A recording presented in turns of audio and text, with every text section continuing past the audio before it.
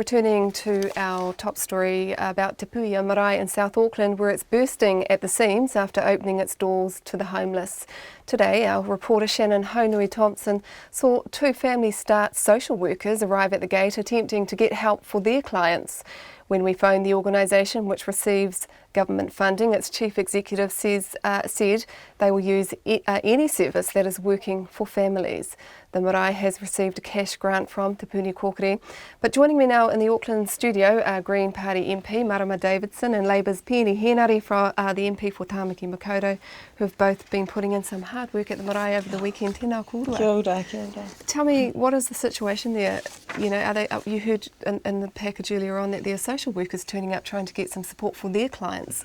You heard that kōrero out there too? Most definitely, it's one of those bittersweet because it speaks to the success of what they're doing there, yes. But it also is a slap in the face insofar as it highlights just the deficiencies in the contracting mechanisms to provide social outcomes by government agencies. So congratulations to Te Puea marae, but seriously, social services really need a kick up the bum.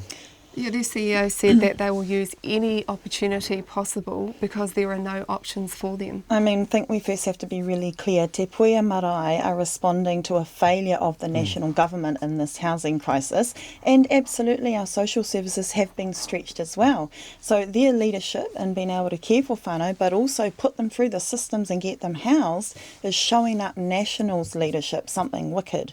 But someone has to do something, and Te Puea are well placed to do it, but they shouldn't have to be doing this. This is a response to a crisis that shouldn't be there in the first place. Te Puea giving a cash grant of 10,000, not enough? No, long-term solutions to the crisis are going to be well beyond anything that Te Puea marae can do. This is government high-level action is needed around housing, but absolutely Te Puea marae need the support.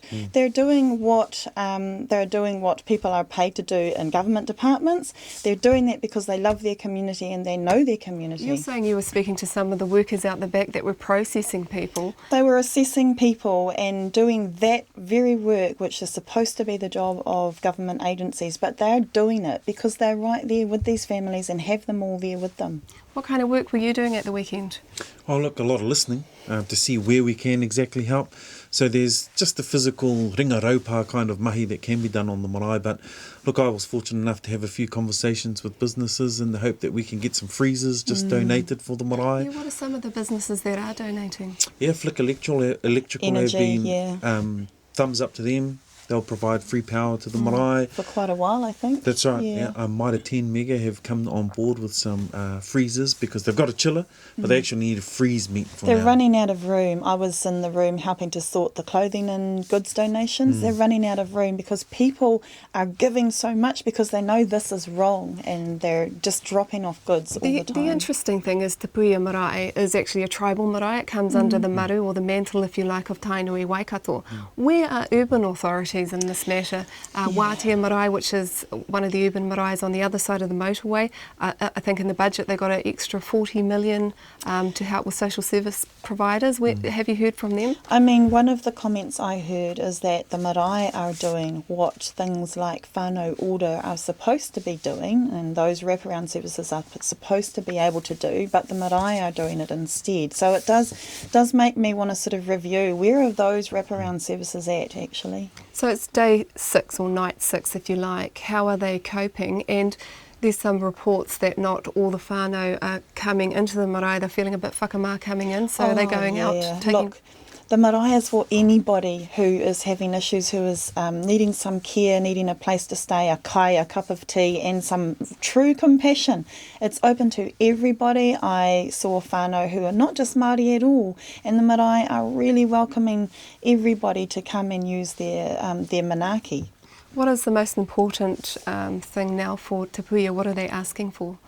What they're asking for is accommodation. They need houses, so they need that from the government agencies that are supposed to be there providing that service, but also from whānau who know of people who can actually rent out a room or have I know it's easy to say a spare home, but there are people out there, Māori people and other whānau, who do have room that can take in and support our families. Are they asking for spare rooms? Yeah, they are. They're not just families going to Te Puea marae. There are individuals, there are young people, there are working professionals who just need bit of a hand.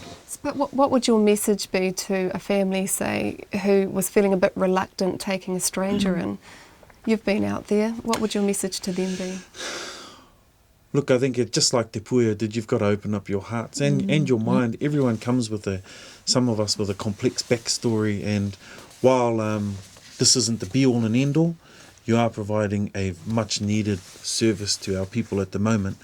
But it's incumbent on the likes of Marama and myself to keep putting the pressure on this government to make sure that those whānau who do open their room, it isn't the long-term solution. Ka pai korua, just before we go, can you tell us about the name Te Puea? Is an interesting marae to actually be opening their doors in the first place. Yeah, perfect name. Te Puea Herangi was just a fantastic leader, not just for Waikato, but for Māoridom.